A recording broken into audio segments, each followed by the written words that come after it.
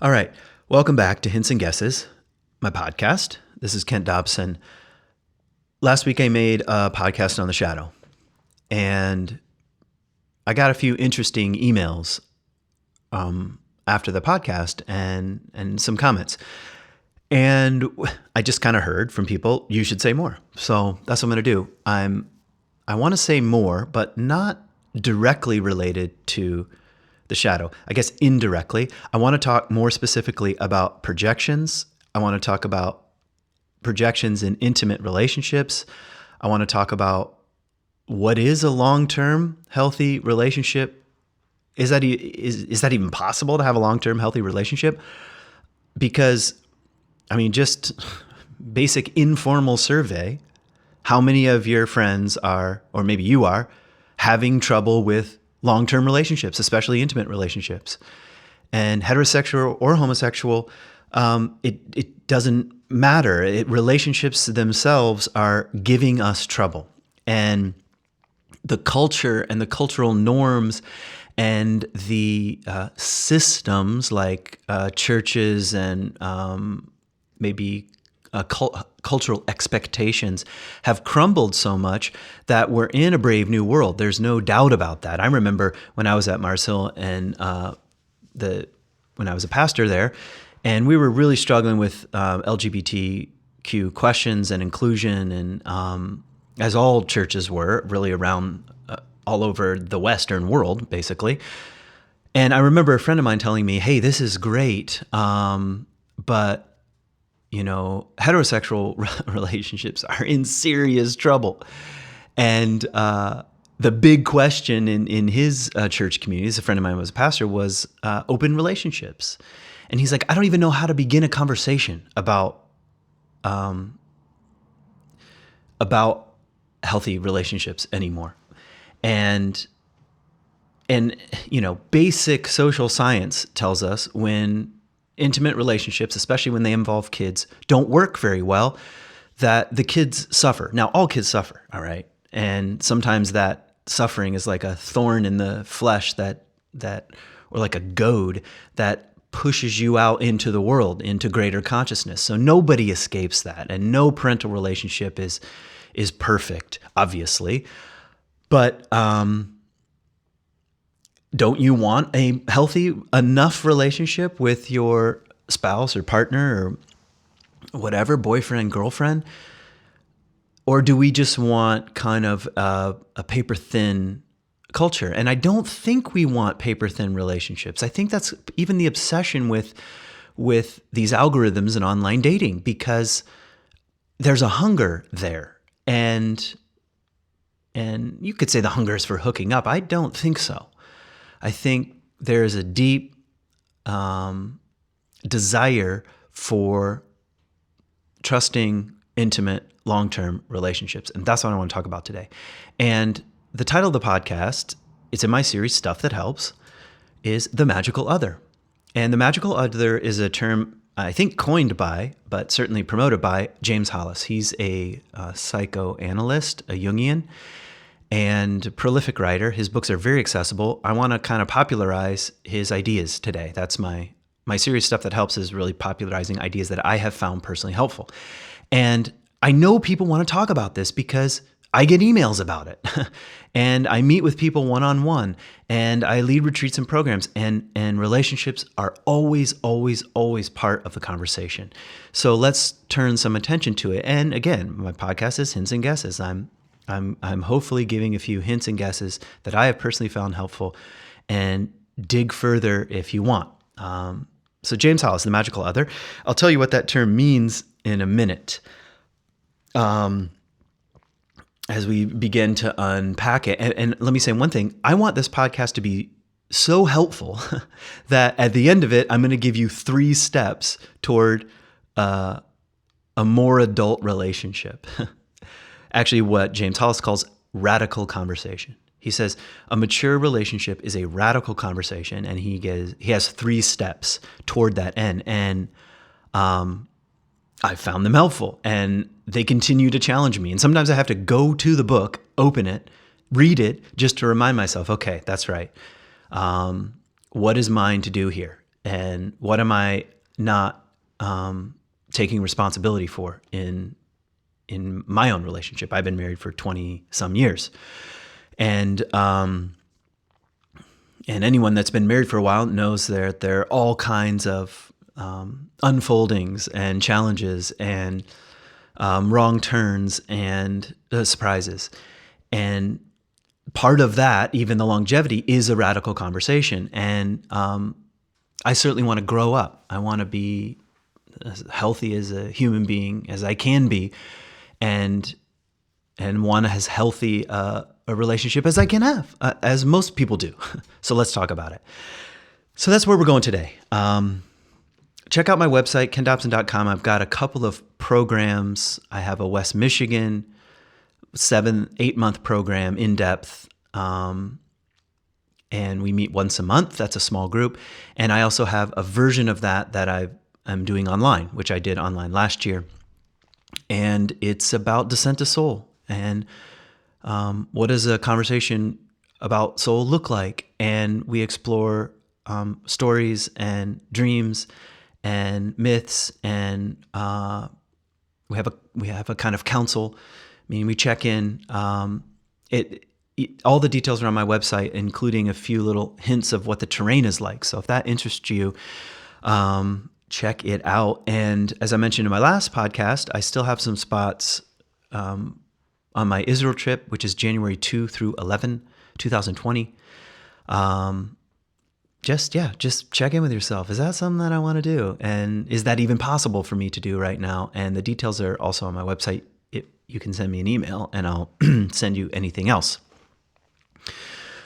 Okay, so where to start? I think I'd like to just try to say, in my own words, a little of what James Hollis is talking about from his book, The Eden Project, In Search of the Magical Other. So he talks about the notion of the magical other in this book, and also in one other one, which is called The Middle Passage, which is an incredible book. That's his term for the midlife crisis. He calls it the middle passage. So I think if I can try to be direct, the idea of the magical other is an internal concept in your psyche. And it contains, or it's something like an image that is an amalgam of your mother, your father, your earliest experiences of things like abandonment or overwhelmment, your earliest attachments or lack thereof, your cultural milieu at an age when there was less differentiation between you and other. Sometimes that's called itself magical thinking. This idea that, or like when a kid takes to heart, what did I do to cause my parents to get divorced? And we would say, how can you draw such a conclusion? Well, the early stage consciousness called magical thinking is the kind of consciousness that has less differentiation between me and other. And in that sense, what happens to us early in life creates certain expectations, patterns. You could even say neural grooves. I can't prove that necessarily in terms of brain science, but you learn to react to the world, particularly around intimate relationships, in a certain way because of this amalgam. And nobody gets out of it. Nobody gets a pure. I don't care if you were raised in a household that was very difficult with a lot of suffering, or a household where there was a lot of love and a lot of nurturing. You still develop habits and patterns and something like an amalgam, and this amalgam becomes an image. And what is it that how does this image work, you could say, you could ask. It's a psychological image that gets activated when we're in intimate relationships. Suddenly, all these influences start firing off. So that's on the one hand, a sort of collection of our early history. You can also add to that what Carl Jung calls the animus and the anima. And again, part of this image of the magical other is influenced by the animus and the anima. Now, what is that? The anima or animus is the counter-sexual element of our own psyche. So I'm just giving, that's straight from Jung. How else could we say that? It is the inner masculine and the inner feminine. Typically, though not always, of the opposite gender. So like in my case, I have an anima, and this is the counter-sexual image or the sacred feminine that I hold within. It's in my psyche. So the psyche itself, in that sense, is both masculine and feminine. And it's so interesting because as science develops, and we know about human development, and for example, all tiny infants all start off female until certain chromosomes are fired, and then half of us approximately become male. Even biologically, there's a blurring of masculine and feminine, and so we can expect the same in the psyche. So everybody's psyche, no matter what, has a masculine dimension and a feminine dimension, and the anima and the animus.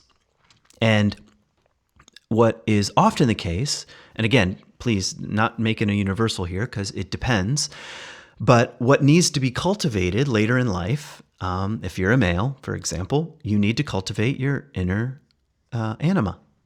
You need to date your own feminine aspect of your own psyche. And same the other way around. If you are a female, you need to date and get to know the masculine dimension, your animus. And oftentimes the anima and the animus, at least in Jungian dream work, appear in your dreams. And sometimes consistently as a single image or a single person that you keep encountering in your dreams. But oftentimes, at least in my case, there's a certain pattern that appears that is particularly feminine. We could say, what is this? Well, from a psychological point of view, it's an image of the anima. It's an image of the counter-sexual dimension of my own psyche that needs my attention. Now, what happens then with the magical other is this. Your amalgam of your anima or animus, your masculine or feminine internally, which might be wildly your own. In other words, everyone has a unique expression of such a thing. Combined with your early childhood experiences and what happened to you and your patterns and habits and so forth and so on, that amalgam creates something like a magical other, that there must be someone out there. That's where it goes. There must be someone out there that matches this. Now, this all goes on in the unconscious. You are not aware of it. And we all carry it, which is exactly why you can meet hundreds and hundreds or thousands of people in your life of the same sex or of the opposite sex, and only a few of them you fall in love with, or there's an activation or something fires up and you cannot predict it. Now, what depth psychologists say is what is being activated is, okay, you might like something about the other person, but what's being activated is the magical other and the magical other projection. This person will complete me, fulfill me, be there for me. It's my better half. It's what I've always been searching for. And hence the roller coaster ride of falling in love and falling out of love begins with these kinds of projections. The magical other is just a projection. So that's my way of putting it. And that might not be 100% clear. Let me look at some Hollis. I underlined a few things so we can straight to the horse's mouth here. So here's his definition. of the magical other. He says, the great false idea that drives humankind is the fantasy of the magical other. The notion that there is one person out there who is right for us, who will make our lives work, a soulmate who will repair the ravages of our personal history, one who will be there for us, who will read our minds. That's one of my best. I love that part. Because that's often what we expect. Who will read our minds, know what we want, and meet those deepest needs. And part of you might be thinking, yeah, damn straight. That's what I'm looking for. And another part of you, wait a minute. Can one person do all that stuff? Can anybody do all that stuff? Meet all of our needs? He goes on. Also, be a good parent who will protect us from suffering, and if we're lucky, spare us the perilous journey of individuation, which again is a Jungian term. And in fact, James Hollis calls it the myth of individuation, or a myth for our times, becoming an individual. Anyway, I don't need to go down that whole rabbit trail right this second, but becoming who you truly are is another way of saying it. Will keep us from having to go on that journey, is the kind of exchange that's taking place. Now, he also calls, the title of this book about the magical other is called The Eden Project. And here's what he suggests. He says that the Eden story, without going deep into, cultural background reading in Hebrew and blah, blah, blah, just in its most basic sense, is a story of two people getting kicked out of paradise. Another way of saying it is two people becoming conscious. Out of the womb of unconsciousness, where everything is great and everything is perfect and all your needs are met and it's warm, and you're in a kind of internal dark cosmos where everything is exactly as you need it. That's the womb. And you have no knowledge of good and evil. The tree of life is pumped into you through the umbilical cord, that kind of thing. And part of the terror of being a human being is that everybody gets kicked out of the garden. And we become conscious of our own mortality, of our own darkness, and our own light. And we can never go back. In fact, in the Eden story, there's an angel with a flaming sword, but the pull to go back remains strong for everybody. One part of us, and we could even say, and I would like to suggest, and so does Hollis, the childlike part of us wants to return to the womb, where all of our needs are met, where mom and dad are perfect. And that kind of desire to return to unconsciousness, we could call merging. Just like you at one time were one with your mother, that is the kind of childlike or infantilism would not be another way of putting it, infant-like desire to return to the womb, to merge. And we then put that on another human being. We put that on, some girl we met in chemistry class. If I could only merge with her, the holes I feel in my life, actually, and even the terror of consciousness itself, I can go back to sleep, in a sense, and merge and become one. It's even, I think it's misunderstood, but even the phrase, the two shall become one, what does that mean exactly? And I don't even want to spend too much time on that, but just think about it. What is that exactly saying? The two, well, it says two-part. You shall leave your father and mother, which most people never do, psychologically, and the two shall become one, or one flesh. And I mean, on a surface level, it hints to a kind of, intimacy and union and sexuality. But is that really true? The two become one, or is that part of the illusion that James Hollis is talking about? And my guess is, at least our understanding, our Western understanding of it, is that it's part of the illusion that I can merge with this other person and really not have to take responsibility and not leave my father and mother psychologically. And this person will take care of all my needs. And if they don't, what a bitter disappointment. And I must have married the wrong person. This is not what I signed up for. These are phrases I often hear. she's not who I thought she was, or he changed, and whatever, so forth and so on. And oftentimes then the cycle starts over again. Now, I hope you're tracking with me, at least in part. Now, let me add something here. What's wrong with this? Nothing. What's wrong with the magical other projection? Nothing. Not initially. In fact, Hollis says all relationships of the intimate variety, and probably all relationships, period, even close friendships, begin in projection. In other words, all these unclaimed elements of who we are, hidden in the psyche or in the shadow, like I talked about last week, our own greatness, our own creativity, our own anger, our own deviousness, our own wildness, our own freedom, our own femininity, our own masculinity, our own archetypal qualities like king or warrior or lover or healer or these unclaimed parts of who we are, we see in other people first. We say that person there, and we want to be near it.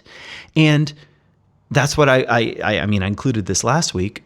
Mary Louise von Franz, this is Carl Jung's student and later colleague, said, thank God for projections. There's not another way for this unclaimed material. That's how rich your psyche is. And maybe I should have started there. You are a complicated person, unbelievably complicated. You are a profound mystery, and you will always be a mystery. Even to yourself, you will be a mystery. And if you're in any kind of deep friendship or partnership with somebody, they are a mystery.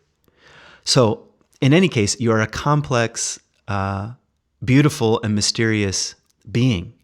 But a lot of your own darkness and light is hidden from you, especially early on. That's just part of growing up. It has to remain hidden. It helps us.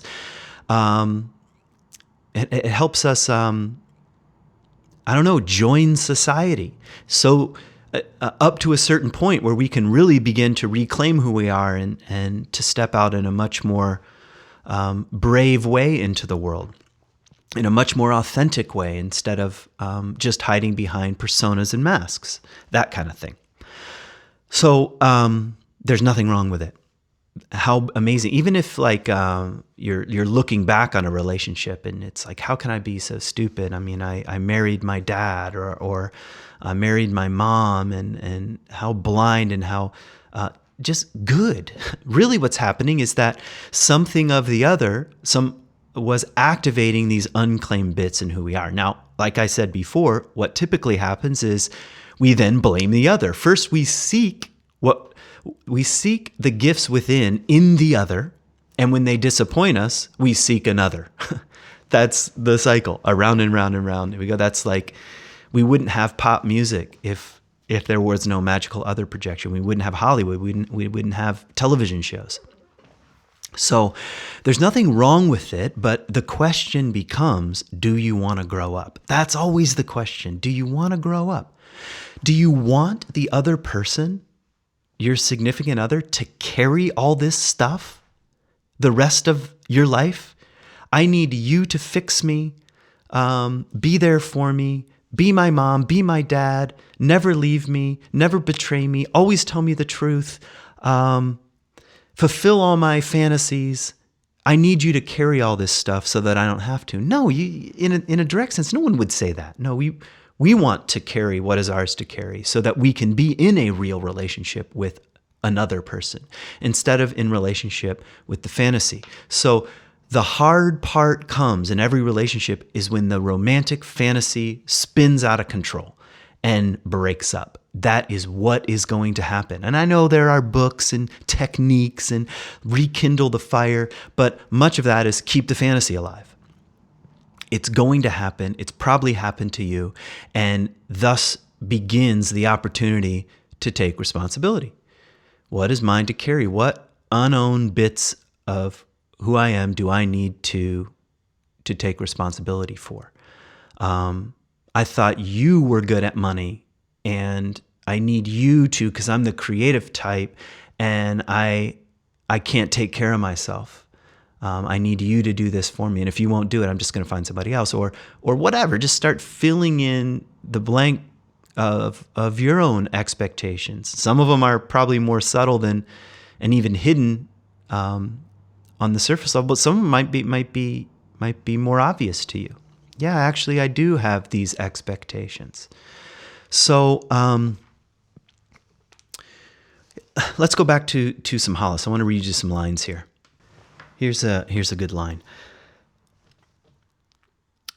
At that moment, one falls out of love, as the culture has it, because such a large hope has collapsed. More than half of all popular songs mourn this loss of the beloved other. Who are you?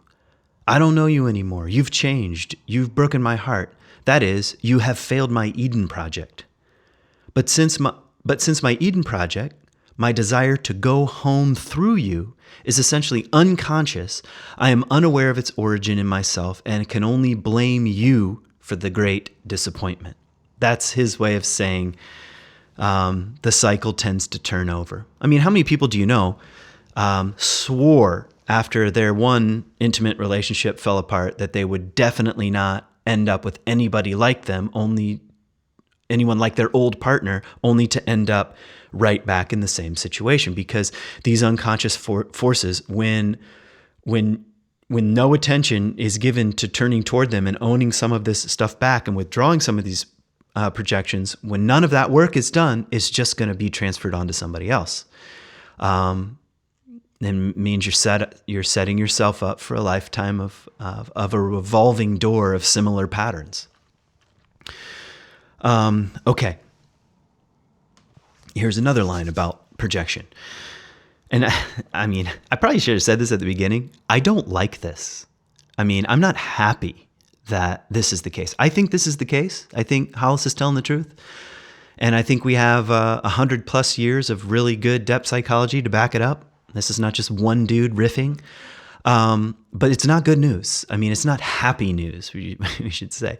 You know, I'm not going to be on Oprah talking about the magical other projection. I'm picking on Oprah. She actually has some really interesting stuff from time to time. But I just mean it's not in the popular culture because it's so countercultural to the romantic fantasy that Western culture is so addicted to. So here's another line about projection.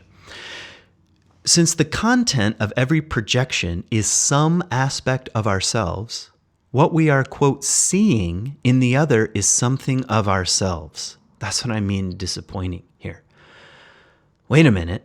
I'm seeing myself in a way? Yeah, this quality that you're so insistent the other have is simply mirroring something that's unowned in you.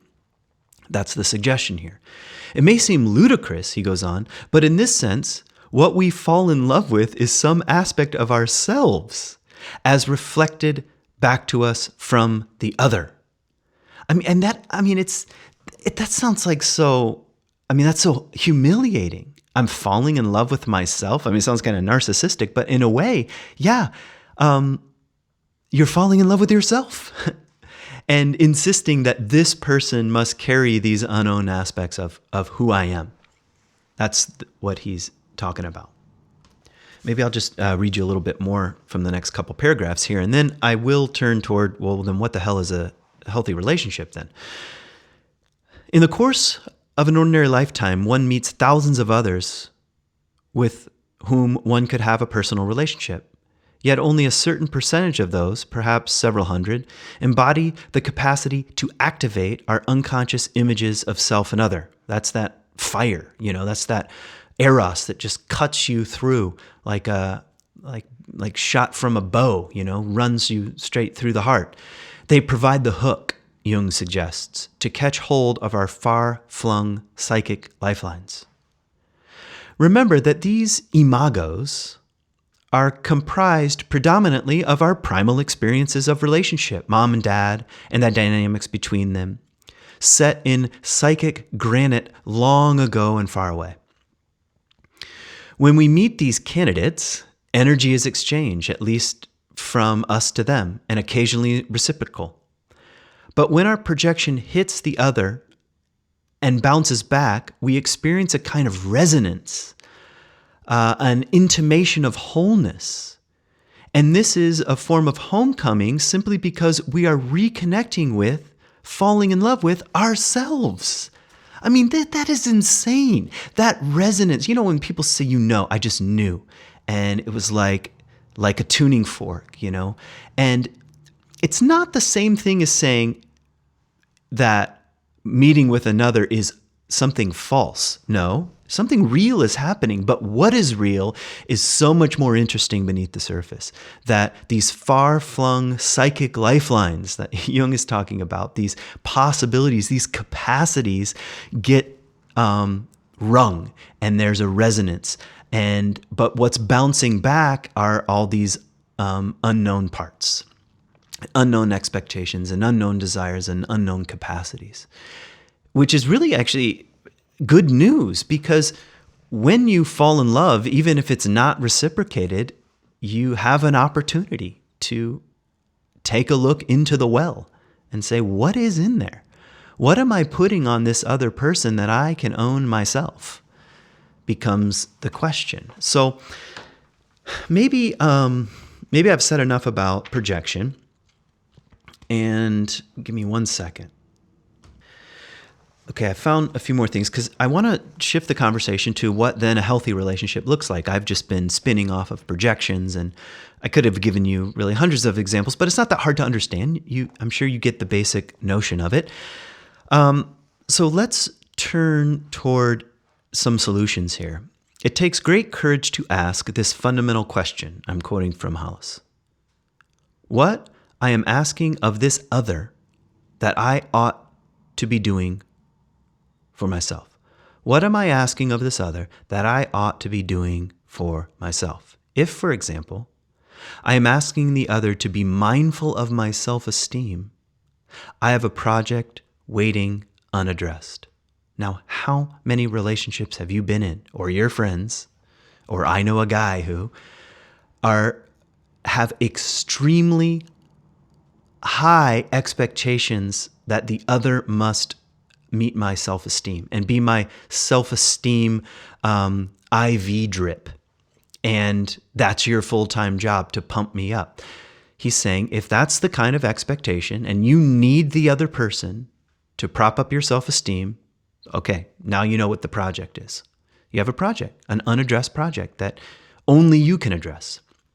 He goes on, if I am expecting the other to be the good parent and take care of me, because maybe my mom and dad never did, or maybe they did take care of me and I never want to leave that nest, then I have not grown up, he says. If I'm expecting the other to spare me the rigor and terror of living my own journey, then I have abdicated from the chief task and the most worthy reason for my incarnation on this earth. That he's saying something that is so profound, that intimate relationships, when they never grow up, they keep us from going on our own journey, from the chief task of our lives, to find out who we are and what we're supposed to bring forth, the reason for our incarnation. We're needing someone else to tell me that. It's almost like saying something like, in order to know who I am on the deepest level, I need to be in relationship with you. You answer that question for me. Without you, I will never know. It's like that line from Jerry Maguire, you complete me. See, that's magical other fantasy right there. You complete me. No, Jerry Maguire, you complete yourself. Now, it doesn't mean you can't have an intimate relationship and fall in love and be a partner, but completion is not her responsibility. Sorry. You're just setting yourself up for the cycle to repeat itself when she fails you, because she will. No one can live up to all of your fantasies and all of your magical expectations. Nobody. All right, I got to take a break and go get my kid from school.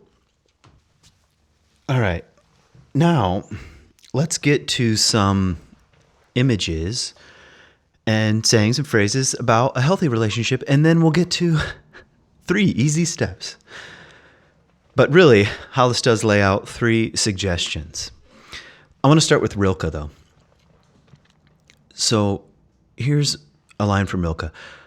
I hold this to be the highest task of a bond between 2 people, that each should stand guard over the solitude of the other.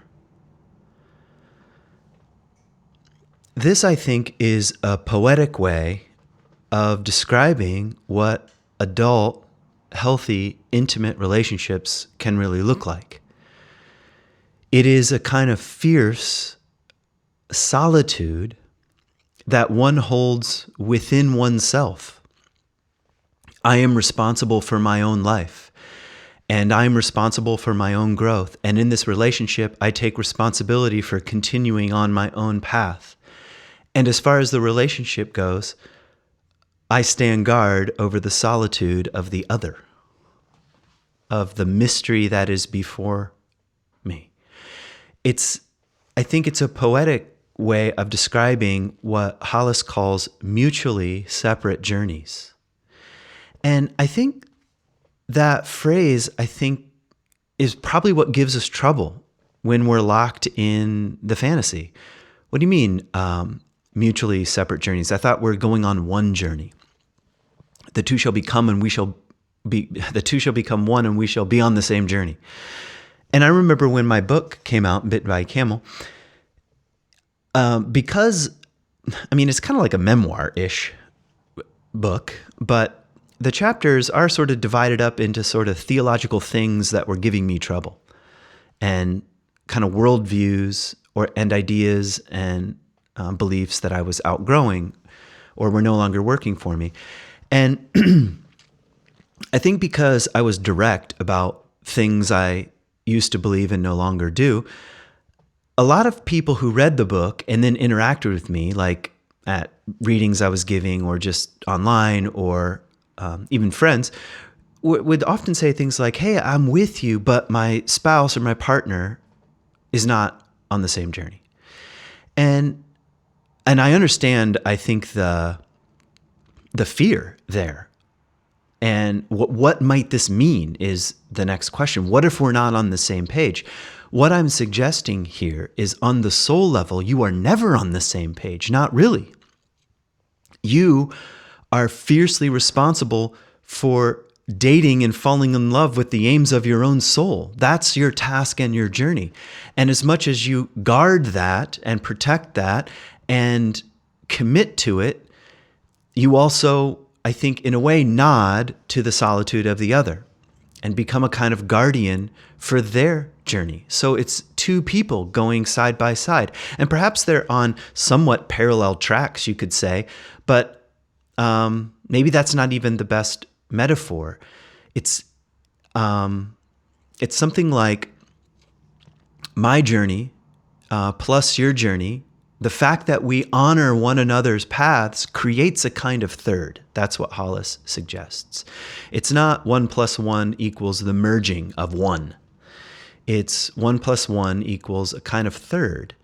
And the third is the relationship, the way one honors the mystery of the other. And that's a lot scarier. It's also a lot more beautiful and soul-oriented. Here's a paragraph from Hollis. This understanding of relationship requires never-ending vigilance. It is so easy to regress, to impose our agenda on the other. We will do that anyway, willy-nilly, unconsciously, without meaning to, and can only hope later to recognize what we have done. Therein lies the ethical task of relationship. We say to ourselves, the projection I cast upon the other, this hidden agenda, needs to be withdrawn. It can be replaced by something richer. Through the enlargement which comes from the bridges of conversation, sexuality, the pooling of aspirations, and mutually separate journeys, one experiences the always evolving mystery of soul. We are travelers, all and separately. We are thrown by fate into adjacent seats on a flight to the coast. In our solitude, we may enhance the journey of the other, who may likewise enhance ours. We embarked separately, we disembark separately, and we head for our appointed ends separately. We profit greatly from each other without using each other. Our projections upon the other are inevitable, not bad really, for they enrich the journey. But what if we hold on to them? But if we hold on to them, they become diversions from our individual tasks. I think you're getting a sense for, I hope, the kind of thing that Hollis is arguing for. And here's where, as promised, I wanted to get as practical as possible. So this is from a different book, The Middle Passage, where he really describes radical conversation, that healthy long-term relationships require radical conversation. And the word radical is interesting because it really means root. That's the root of the word radical. It means rootedness, which is funny. I mean, in our culture, if something or someone is rooted, they're quite radical because we live in such an uprooted, crazy, thin culture, I guess. So here's Hollis on 3 steps. Here's step number 1. The partners must assume responsibility for their own psychological well-being. I don't know why this makes me laugh, because it's like, oh my God, that's right. And that's the hardest thing. The partners must assume responsibility for their own psychological well-being. Your partner, your spouse, is not responsible for your psychological well-being. Your personal self-esteem project, or your growth, or even your to protect you and to never leave you or forsake you. You're responsible for your own psychological well-being. So step number 1. So you wonder why. I mean, I first read that, I was like, God, all right. All right, there it is. Am I going to turn toward that or not? So that's just step number 1. Step number 2, they must commit, the partners, they must commit to sharing the world of their own experience. All right, that's hard enough. Share the world of, in other words, what's it like to be you?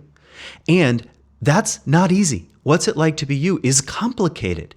And there's a whole, you may have a certain kind of intellectual intelligence, but really lack some emotional intelligence. And to really share what it's like to be you is to dive into other realms, your imagination and your thinking and your feeling and your sensing. What is it like to be you? And to share it. But he has a little sort of, the sentence is not over. They must commit to sharing the world of their own experience without reproaching the other for past wounds or for future expectations. I mean, put that on your bathroom mirror or whatever. Yeah, all right, I'm going to share what it's like to be me, but I'm not going to drag up past wounds and load in this, quote, sharing with a lot of future expectations. I need you to respond in a certain way if I'm going to share what it's like to be me. Similarly, they are to endeavor to hear without feeling defensive the experience of the other. For me, this is really hard. All right, so what's it like to be you? Listen. And as soon as something is brought up that I don't like, that I think points the finger at me or something like that, I'm immediately defensive. I am very quick to defensiveness. So what is it? And that is not the same thing as hearing somebody. That's just defending yourself, and usually defending your ego projects and your persona and whatever. You've got reasons why you act the way you act. No, what's it like to be you? And listening to that without defensiveness. That's the second step. These are, again, 3 steps toward radical conversation. Number 3, they must commit to sustaining such a dialogue over time. And Hollis says this not as a priest or a pastor, or I don't know if he's religious or not, or with some kind of agenda to save marriages or long-term relationships, but he just says it in such a direct way. You cannot have a radical conversation that is short-lived. It's just simply too full of early projections and expectations and fantasies. The only way to have a radical conversation is to sustain one over time. And I don't mean or another way of saying is, it's not a weekend retreat. It's not date night. It's not, I don't know. It's just sustained conversation over time. And so calm down. That's what I hear. Calm the F down. Just, all right, these things take time. Only radical conversation, the full sharing of what it is like to be me while hearing what it is really like to be you, can fulfill the promise of an intimate relationship. One can only engage in radical conversation if one has taken responsibility for oneself, has some self-awareness, and has the tensile strength to withstand a genuine encounter with the truly other. That's what it's like. To withstand the mystery of another, man, means you have to have found your feet in the first place. That's the image he gives here for a healthy relationship. One more little piece here. Loving the otherness of the partner is a transcendent event. For one enters the true mystery of relationship, in which one is taken to the third place, not you plus me, but we who are more than ourselves with each other. I mean, he's not just laying out practical ways of having a better relationship. He's talking about living from the deep mystery of one's own soul as it encounters the deep mystery of another's soul. So, I don't know. What would that look like? I mean, these 3 steps, and maybe I should summarize them real quick. I know you have like the 10-second back button if you want to hear them again, but I'll give them to you quickly. The partners must assume responsibility for their own psychological well-being, number 1. Number 2, they must commit to sharing the world of their own experience without reproaching the other for past wounds or future expectations. And they are to endeavor to hear without feeling defensive the experience of the other. And they must commit to sustaining such a dialogue over time. Only radical conversation, the full sharing of what it is like to be me while hearing what is really like to be you, can fulfill the promise of intimate relationships. So to me, is sort of deflating as the magical other is, and taking a look at it and listening to it and allowing oneself to be stripped of one's own fantasies. As disappointing as that is, this is a fairly hopeful vision. All right, then how do we move forward? And I think it's hopeful and radical at the same time. So I want to end with just maybe a couple more lines here from James Hollis. When relationship is not driven by need, but by caring for the other as other, then we are really free to experience him or her. When we let go of our projections, relinquish the going home project, we are free to love. When we are free to love, we are present to the mystery embodied by the other. Without such mystery, we are prisoners of childhood, trapped in the trivial. Blake, the poet, said he could see eternity in a grain of sand, so we lesser mortals may glimpse the eternity in and through our beloved. This other, paradoxically, is a sacred vehicle toward ourselves, not because we use the other to serve our own narcissistic ends, but because he or she serves our deepest end by remaining wholly other. So I hope you heard something in here that is challenging and helpful. It's always a lovely combination. And thanks for listening to this podcast. I am continually surprised that, actually, I'm not. I'm surprised that so many people download it. That I'm surprised by, but I'm not surprised that people are hungry for depth. And I don't mean I'm like so deep. I just mean hungry for a kind of radical conversation, period, about God, religion, spirituality, death, relationships. So thanks for being a part of this, and special thanks to my Patreon supporters, my patrons. It's amazing that you can just ask for help, and people want to do it. So thank you. And if you want to become a Patreon supporter, you can go to patreon.com/Kent Dobson, or the link is on my website. And any little bit helps go directly into making this content and creating this content. And most importantly, if you like something on here, or at least found it helpful in some way, share it with somebody. That's the way this thing grows. So anyway, I hope you have the courage to continue and to take responsibility for your own psychological and spiritual well-being, and face courageously the others in your life. Peace.